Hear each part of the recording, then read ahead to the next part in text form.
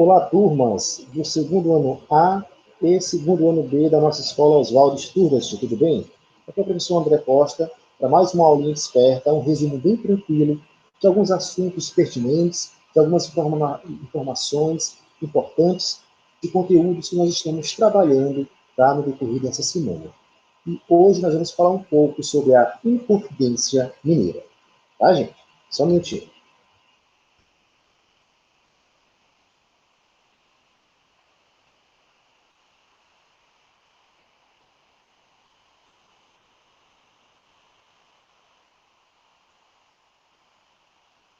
Meus queridos, a Inconfidência Mineira, ela foi nada mais nada menos um movimento separatista, um movimento de cunho libertário, idealizado no final do século XVIII, na capitania de Minas Gerais, na região das Minas Gerais. Tá? Mas por que, professor, isso aconteceu?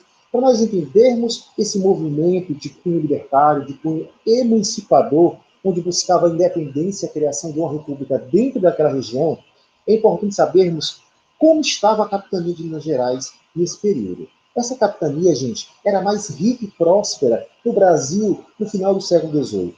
Lembremos que nela existia a exploração do ouro, também dos diamantes. E, lógico, a maior fonte de riqueza que saía do Brasil nesse período era dessa região.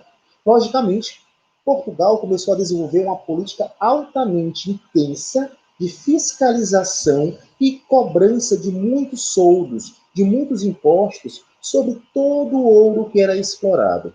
E, lógico, a turma que se organizava, a turma que vivenciava naquela realidade, principalmente a elite socioeconômica que lá convivia e vivia naquela região, não começou a acatar com bons olhos essa realidade, essa cobrança, por que não falar, essa intenção da coroa portuguesa de cobrar inúmeros impostos, como a derrama. Professor, o que era a derrama? A derrama, meus amigos, eram 100 arrobas, tá? 100 arrobas de ouro anuais que os lavradores, os homens que exploravam o ouro deveriam pagar um imposto coletivo à coroa portuguesa. Sem falar nos outros impostos que já existiam, como um quinto. Ou seja, toda a quantidade de ouro encontrada individualmente, todo explorador deveria pagar um quinto, ou seja, 20% do que o mesmo encontrava no alto da exploração. Então, esses maus tratos à coroa portuguesa, principalmente com a, a elite socioeconômica, tá? É bem verdade, também existiam pessoas que eram de tantas posses, mas esses maus tratos potencializou justamente o desenvolvimento de pensamentos de se libertar, logicamente, da coroa portuguesa. E, lógico, essa liberdade, existiam também outros objetivos. O que defendiam os Inconfidentes? Uma proclamação de uma república aos moldes, por que não falar dos Estados Unidos da América? Lembrando que os Estados Unidos, no período da Inconfidência, tá, por volta de 1789, os americanos já viviam uma realidade independente, tá bom? Realização de eleições anuais, os Inconfidentes, eles viam a necessidade de uma maior participação do povo. Quando digo povo, o povo da média alta classe que lá vivia, mas que a moçada que vivesse naquela região pudesse participar ativamente. Incentivaram a instalação de manufaturas, ou seja, os Inconfidentes viam a necessidade de desenvolver outras áreas econômicas para o crescimento de todos, a formação de uma milícia nacional com integrantes da região das Minas, ninguém de fora, que deveria guarniciar, proteger, criar uma situação de proteção na região, deveriam ser os próprios mineiros, por que não falar desse jeito, e, logicamente, se libertar totalmente de Portugal. Nós sabemos que esse plano teórico, muitas vezes, ou por que não falar, influenciado pelo iluminismo, as correntes iluministas, os grandes pensadores europeus, que influenciaram também os homens que participaram desse movimento, tá bom? Nós sabemos que essa parte teórica, ela ficou apenas na teoria, tá?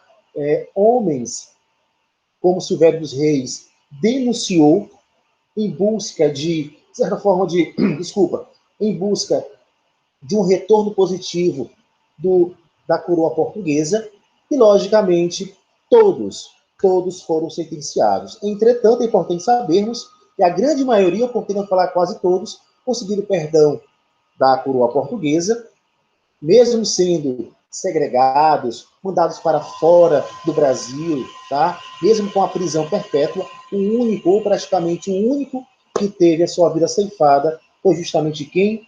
Joaquim José da Silva, tá? O Tiradentes. E lógico, Joaquim, o Tiradentes, ele foi condenado no dia 21 de abril de 1792. Ele foi enforcado e depois o seu corpo foi esquartejado e espalhado em pontos estratégicos da região, logicamente estudada, para mostrar que ninguém deveria se revoltar contra a coroa portuguesa ou criar qualquer tipo de motim.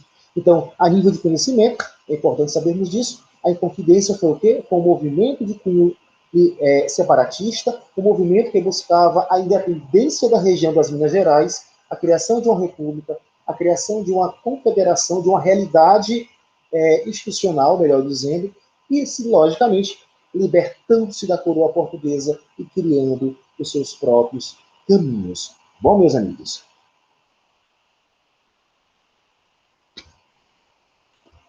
Como falei para vocês, a Inconfidência, ela foi um símbolo tão importante, tão impactante, gente, que poucos anos após a Inconfidência, finalzinho do século XVIII, comecinho do século XIX, o Brasil via a necessidade de desenvolver uma independência geral. Tá bom? Um abraço do professor André Costa e até a próxima.